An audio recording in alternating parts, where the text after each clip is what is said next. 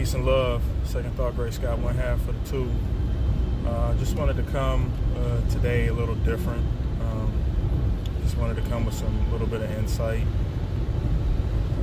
Really, in these next couple of days, man, dealing with, the things that we're dealing with, I hate to keep bringing up, but, this coronavirus thing, man, it keeps getting more and more serious, keeps getting closer and closer to home. Everybody's feeling it, everybody's fearing it. And one thing that really makes me think about is, how we've been conditioned as a society, man. We've been kind of groomed to not do what's best for us, to really survive and thrive together, like unified. We're real good at, being, for self and worrying about what affects us, what we can do for ourselves. But we've been conditioned against unifying, working together. Generally just being sympathetic and empathetic to other people. I think indifference is probably the most masterfully embedded trait for us.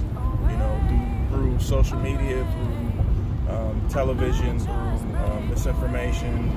We've been really groomed really well to just not care about the other person. And even when we're trying to help, man, it's real easy to kind of come off as clinical and detached and just indifferent to other people's suffering. And one thing I want people to really just be careful of when you hearing from somebody and you talking to somebody that's going through something, no matter what it is, big, small, if it's something that they can overcome, if it's something that you've seen them go through before and you've seen them conquer, no matter what it is, man. One thing I want to see people just be really careful of is when you're trying to talk to them, just doing your best not to hit them with I think it's better to not try to give any advice than hit them with oh, well, that's life. That's just the way things go sometimes. You ain't the only person been through that, man. Or before they can finish their story, telling them your story. Yeah, man, I went through the same thing, man. I mean, that happened to me, so, I know what it is, and it sucked. But, that's life. That's what happens. I think this is more common among men than women, because I do think, no matter what society tries to tell you, there is a difference not in how much emotion women experience, because I don't think women are more emotional than men. I think we both are very emotional. It's just men don't express it. It just comes out from us in different ways. But I think as part of that, and I'm not about to call it toxic masculinity or any of that other garbage. I'm not about to give any of that any life, because I don't believe in toxic masculinity. I just believe that there's masculinity and there's a way to handle emotion that's healthy, and then there's a way that's not. So I'm not about to just tack it on to just the male condition, because I believe that men still are important and still need to be men, and women are still important and still need to be women, and there are still different things that we bring to the table that are necessary. But, and that's another conversation. But in handling emotion, I think men, it's just our, it's just our natural instinct to be like, well, you gotta maintain, brother. You gotta find a way to master your emotion. You gotta master your fear. You gotta master your, what you're feeling. And when you're just a man, it makes sense, because, you have to lead. You have to maintain the household. You have to make the decisions. You have to provide. Even if you're providing with your spouse, you have to be the protector, the provider, the guide. You have to play the role that God made men for. You know what I mean? And not to say that women don't play that role, but if you're a king, you need to be a king. That's just the bottom line. If you're an alpha, you just need to be an alpha 100. Like, it is what it is.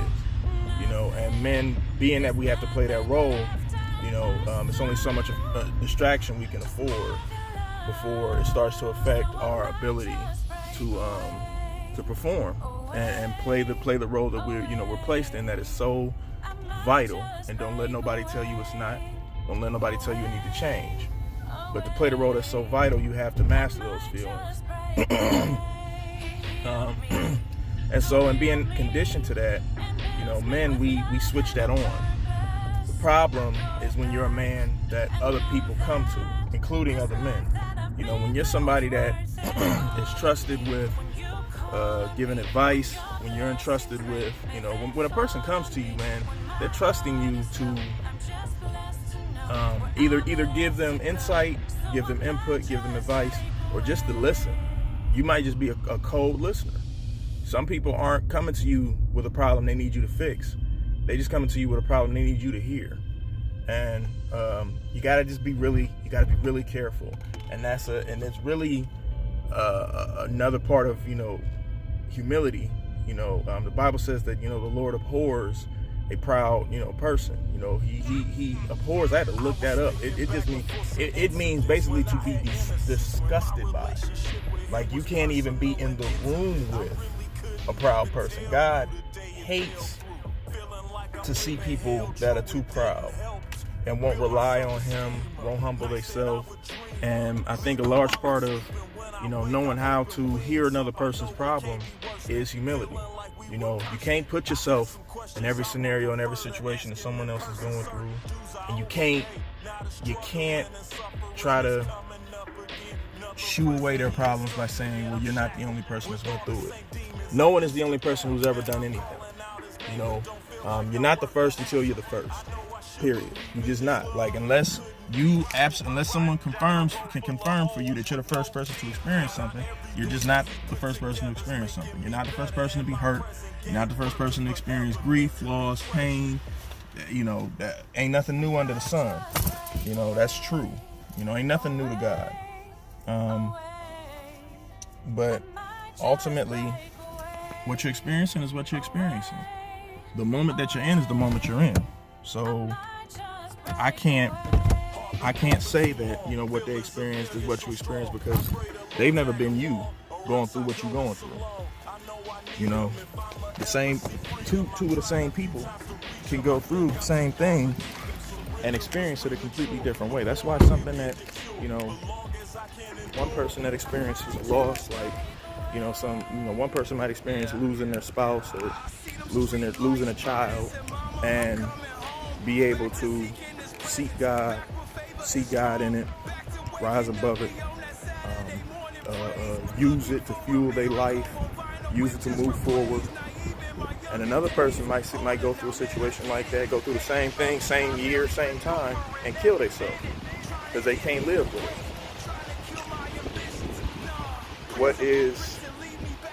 What is not your place to do, what is not your place to do is to try to tell them how they should feel about it, or explain it away for them.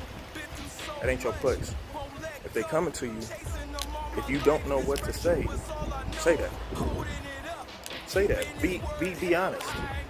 It's better to be honest and just hear them than to try to fix something and break it more. So I don't know. This daily is less about it's still about the Bible, it's still about God, but this is more just from a place of someone who's experienced it and been the person to give the poor response. I've been the cold, calculated person who's just like, man, that's just people, that's just life, and it don't help as much as you think. God bless you. Hope you're having a great day. It's the sound of His will. One.